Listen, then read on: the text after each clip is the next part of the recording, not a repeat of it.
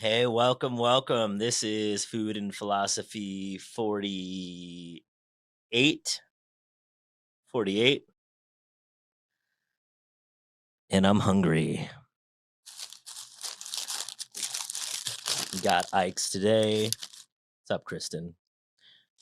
I got number 7, the Pizzle, which is on one of the original sandwiches. And that one is chicken. It's basic. It's chicken, bacon, cheddar, ranch. Everybody's got this sandwich on their menu. However, I got veggie bacon because I'm not a big bacon fan. Number 7. What's up, Pizzle? Pizzle, I've known Pizzle since he was 9 and I was 12, so a long time. He definitely is. Well, I've known him long enough for his sandwich to be number 7. What's up, JP? Pizzle. I got this one on Dutch. Move this over here. Matt, this is why they don't let me eat in the studio. Ruined my pants already? What's up, Insta David? What concert are you seeing at Hollywood Bowl that you're sneaking X into? Don't mind me while I eat. So number 7, Pizzle, it's chicken, bacon, cheddar, and ranch. Hey, Don. Hopefully Pleasanton's treating you all right. Last time I was there was a blackout.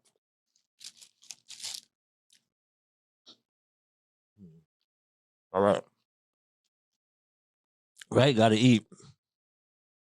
Need my napkins. All right, one more bite before I start the philosophy. What's up, Kasha? You want a bite? Oh, so generous in my food. All right. But first, my X talk. I feel some food in my teeth right now. Can you see it? Yep. Excuse me. How's this for some food podcast stuff? Oh, I got it with my teeth. All right. I had a toothpick. Just for such a thing. All right. So now it's time for my X talk. As always, if I shout someone out off of X, don't tell me if there's something bad. I don't care. I'm just talking about the particular tweet that they tweeted. I don't even follow them 99.9% of the time. This is the tweet. This is by @Chloe21E8. They got a verified blue check mark. Hopefully they're not some terrible human. But anyways, even if they are, this part doesn't matter. Risk aversion is a kind of atheistic neurosis. Underestimating the consequences of your inaction, you assure your soul rots every minute to prevent a more apparent failure. Yet, it's a more grand, more poetic failure. In exchange, you constantly fail, but in an ordinary way. What's up? Yes, I'm going to go back to Hilo on Saturday. I'm going to go back on Saturday. Love Chef Hilo. Shout out Chef Hilo. Maybe I'll have Hilo food next time. We'll see. All right. So, risk aversion is a kind of atheistic neurosis. You're underestimating the consequences of your inaction. You assure your soul rots every minute by your inaction in order to prevent a more apparent failure. Like, what if you go for your dreams and you fail? Yet it's more grand and more poetic failure. In exchange for failing on purpose, you constantly fail in an ordinary way.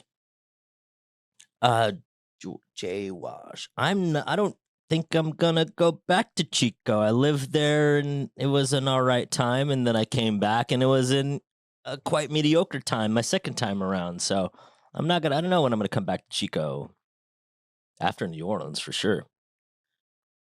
So where right now, where are you being so risk averse that you're not even going for what it is that you would like?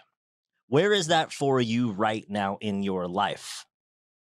Because not going for what you want and having a life you don't like, but safe, sucks. You're likely not fulfilled, obviously. You're likely not making the money that you want, obviously. Even if you were making the money that you would like, you're not having a fulfilling life. So instead of moving towards what it is that you want, you literally rot every single day because you're thinking about what could be, but you're not doing it because you're averse to the risk. So instead of going out, imagine going for your dreams and failing. That's a damn fine story to tell. They might even write a book about that, especially if you keep doing that and doing it again and again and again. However, then imagine not doing bleep, bleep with your life. They didn't bleep me out last time, so I'm bleeping myself out. Not doing bleep with your life and being a failure anyway because you miss 100% of the shots you don't take, or Wayne Gretzky, Michael Scott. But nobody's going to write a book about that. Like, literally, you're just going to be a regular ass person. Oh, regular beep person.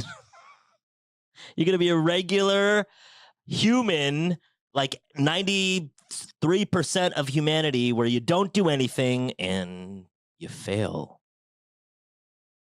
Nobody cares about that. That's not spectacular. That's not only average, that's mediocre. That's below mediocre. That's failing on purpose. So you might not fail. Look at the logic. You're going to fail 100% of the time because you could go for what you want and maybe you would fail. So instead of you go from a maybe you would fail, so you don't know whatever that probability is, to a 100% probability of failure. You don't know the failure probability if you go for your dreams, but it's 100% if you don't. And most humans, I was one of them once upon a time, took the 100% I'm going to fail no matter what by not going for it. This is where you fail 100% of the time by not going for it. But hey, you're risk averse and you're playing it safe and all that other good stuff. But what would you rather have?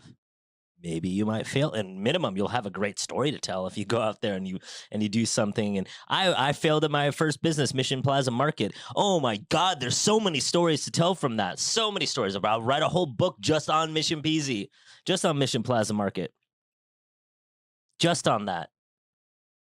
But the times I didn't do anything and didn't go for it, come on, that's not even.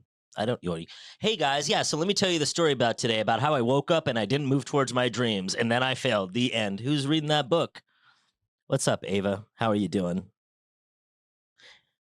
Anyway, I was about to talk about how TSA and they want to lay my bag flat, but I'll leave that for another day. That's my ex talk. Love ya. Miss ya. What's up, Deems Mark? Forgot right before I finish. And the upside is that you won't fail and you'll actually get what you want. Your Honor, I rest my case. Actually do something with your life, no matter what. Take a selfie real quick. Hey. Gotta post that later. All right, that's my X talk. Now back to some regularly scheduled programming philosophy. Stephen Pressfield, my guy. What's up, Jeff? What's up? Girls don't, you know? Oh, I don't know Carly.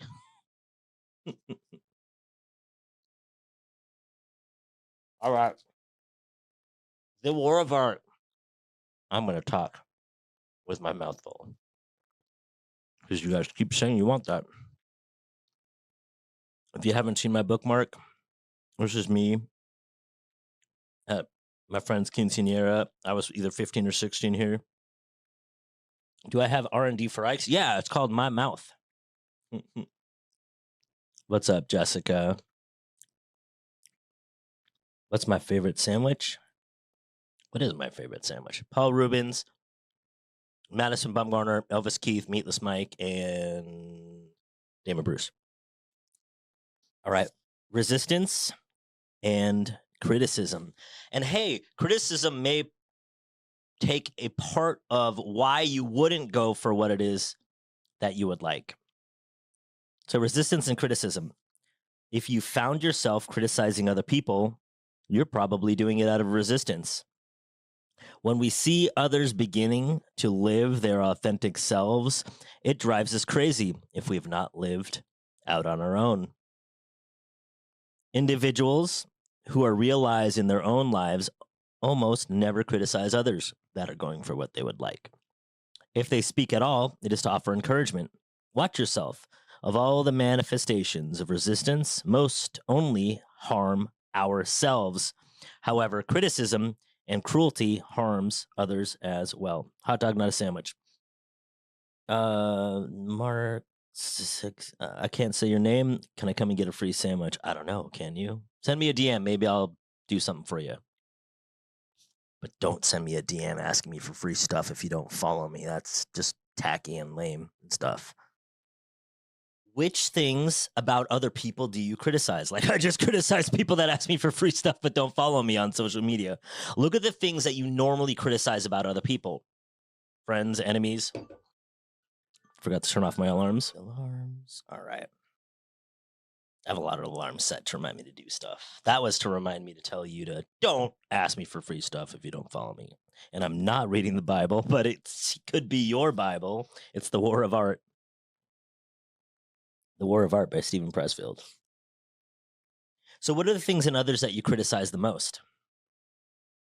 What are those things? Write those things down and see where you yourself are judging yourself about those same exact things.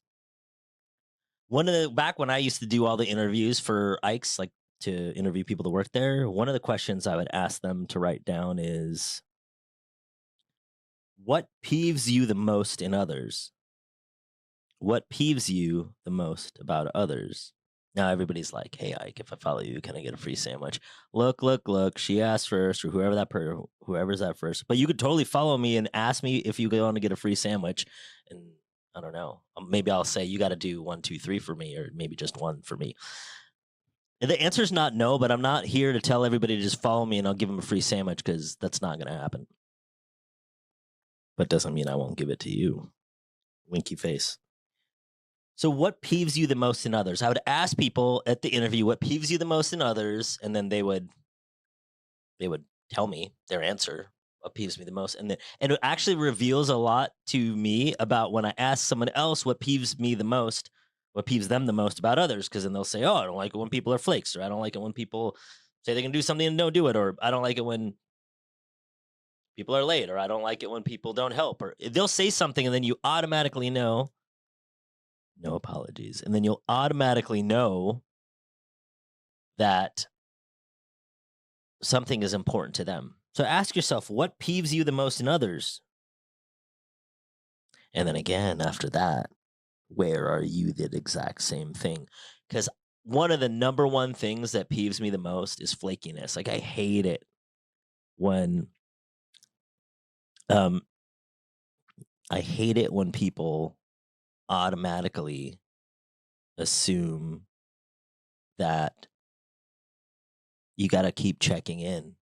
Like, if I say I'm going to be there somewhere and then they don't, then I get upset about that, because I'm like, well, I just made time for you. So then I will ask myself, well, where do I do the same thing? Where am I a flake as well too? That's what peeves you the most in others. Ava. Oh, Ava, I'm not giving you a hard time. I'm not dismissive. I just don't want everybody that's watching this to think they can just DM me for a free sandwich, because then I'm going to give away like 7 sandwiches, because only 7 people watch this podcast. But Ava, you're awesome. I'm glad that you've been a fan for so long. And then I said, send me a DM and you never know. So send me a DM and maybe you never know. But I also don't know who Mars is. Where does your criticism about others reveal to you about yourself? When you look at what you're criticizing other people for, what does it reveal to you about yourself? Like here in the moment, Ava's criticizing me, and I actually I criticize other people. Maybe Ava took it as I was criticizing her. So if I go, okay, let's use this as an opportunity for myself. So I was like, I hate it when people ask me for free stuff and they don't follow me. Where am I the exact same thing? Right? What businesses do I not openly support, like either social media wise or tell people to go and patronize their business, but then I'm still expecting free stuff from them? Because I 100% do that myself, which is probably why I criticize other people when I feel like they're doing the same thing. So it has nothing to do with them. It's nothing to do with any of the people. In fact, if you DM me right now and ask me for a free sandwich, even if I get upset at you about it internally, it's not about you, it's about me. All criticisms are about yourself, not it's you, not them. Like when we go, oh, it's not you, it's me. That's 100% true. Even if it is actually them, it's still 100% true. It is you, even though those people that are saying it's not you, it's me. They're like doing that to let you off, but it's totally yourself, 100% of the time. No exceptions ever to that. Here he says, people when we see others beginning to live their authentic selves, it drives us crazy if we've not lived out our own life, our own dreams.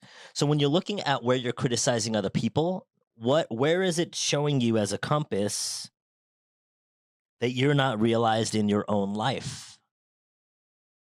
Somebody says a criticism of you and you're like, oh my God, that's a criticism of me. And you get offended. One, it means it's probably because there's some version of it that you believe is true. And two, when you start criticizing, that person that criticized you is not realized in their life in that same exact moment. Otherwise, they would be criticizing you. Just think about that for a moment. You don't have to believe me that this is true just because I say it or because Stephen Pressfield said it. Just look at your own life and see how it applies in your own life for your own self. Look at where are you a hater? Like what things do you hate on?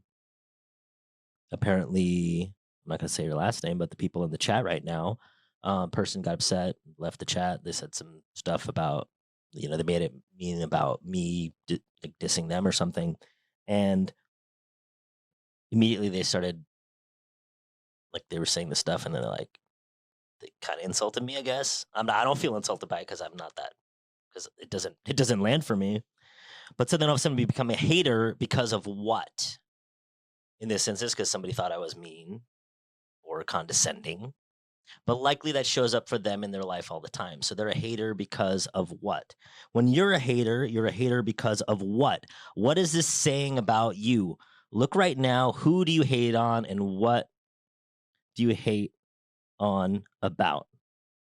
What does this say about you? If we're honest with ourselves, we can do this and then ask ourselves a question, and then we can actually grow from here. Resistance and self-doubt. Resistance and self-doubt. Self-doubt can be our ally. This is because it serves as an indicator of aspiration. It reflects love of something we dream of doing, and desire to do it. If you find yourself asking yourself and your friends, am I really a writer? Am I really an artist? Chances are you are. Chances are you are. The counterfeit innovator, the person that's fake as hell, the person that's judging you, is wildly self-confident. But the real one is scared to death. I was talking to G Spot Fit earlier today, and she was afraid of what she was putting together. And here it means that you're actually that of which you were afraid of. If you weren't, you wouldn't be afraid of it. So there you go. You're welcome. I think G Spot Fit was on this. Nope. G-Spot Fit gone. Oh no, G-Spot Fit is there. So look at yourself right now. What's up, Praggy P and Charlie? What's up, Charlie? Miss you, man. The counterfeit innovator is wildly self-confident. The real one is scared to death. Self-doubt can be an ally. This is because it serves as an indicator of aspiration. If you doubt yourself in an area, it's because it's what you're supposed to be doing. Like, think about it. I'm pretty sure 100% of people that are going to be watching this, listening to this, maybe 99.9%, cannot dunk a basketball. But are you going around upset that you cannot dunk a basketball? Like, listen, legit, unless you're like an NBA player or a WNBA player, or you're in college or some kind of pro level, and you can't dunk because you're a professional basketball player and you can't dunk. Those are probably the only people that actually worry that they can't dunk if they can't dunk. Everyone else, like, you might want to dunk. It might be amazing if you could dunk. You might be like, oh my God, I would love to be able to dunk a basketball. But unless you're one of those people that I just mentioned, like professional basketball player, or want to be a professional basketball player, or in college or in high school or something like that, or even younger, you're not sweating over the fact that you can't dunk a basketball, even though you can't dunk a basketball. How long could your self-doubt last? How long is your self-doubt going to last? Like, what do you need to accomplish? What do you need to accomplish and where regarding your self-doubt before it'll disappear? I speak to very successful people often, like, who in their fields, they're amazing, like billionaires, successful people, award-winning actors, award-winning musicians, and they still feel like they're an imposter. Not all of them, but I still often run into somebody that's wildly successful and they're still feeling like an imposter. So just know it's not the lack of results, it's something else. If you're feeling this, it's not you're not successful yet and this is why you feel like you might be an imposter. It's something else. Dig in and deep and find out. So, of which things do you keep asking yourself? Am I this? Am I this? Can I be this? Am I a coach? Am I a restaurateur? Am I a fill in the blank for your things? Where are you asking yourself? Still, if you are, because if you're asking yourself, you're probably actually that. You're just not there yet. Like, it doesn't matter. I'm blessed that I started Ike's and I was in the middle of the whole like social media Silicon Valley thing. I've met people before, like I met Mark Zuckerberg before you knew who Mark Zuckerberg was. Elon, Jack Dorsey, well, Steve Jobs, definitely everybody knew who he was back then. But every single one of these people, all these people that you're like, oh my God, I want to be like them, at professional athletes, like when they were still in college. The difference between them when they started and you, wherever you are, that you've started is nothing. You all started in the same exact place where nobody knew who you are. Nobody knew who they were.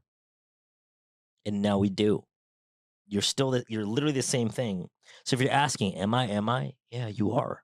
More than likely. So look at your areas of your life where you're thinking that. And then also look at your areas of your life where you're like, oh no, I am that.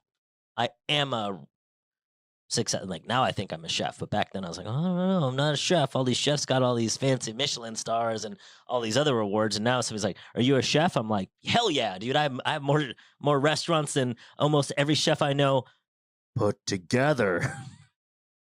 But once upon a time, I didn't think that. I doubted myself, which means probably because I was one. So which areas right now do you consider yourself as real or actualized? What's the difference in your feeling between you where you feel right now that you're real or actualized? And it doesn't need to be in your business. It could be in relationship. It could be with your physical body. It could be with your mental thoughts, your book writing, whatever it is. Where are you feeling like you're real? And how can you make that connection to, oh, these areas I don't think I'm actualized or I don't think I'm real yet? And then look at your list of goals or your list of dreams. What dreams do you have that scare you to death? Those are the ones that you should be going for. Those are the ones that you should be going for.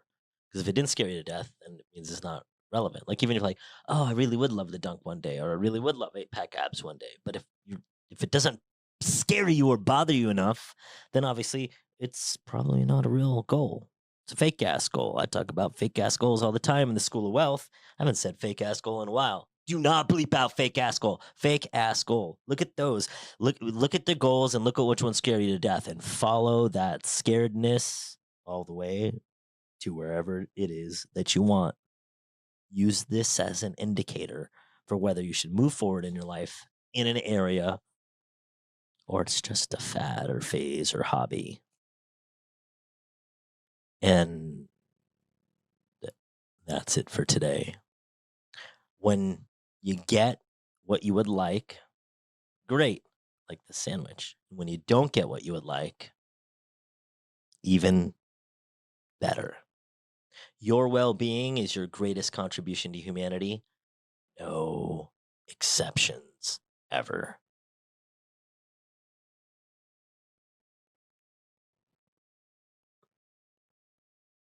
Love you.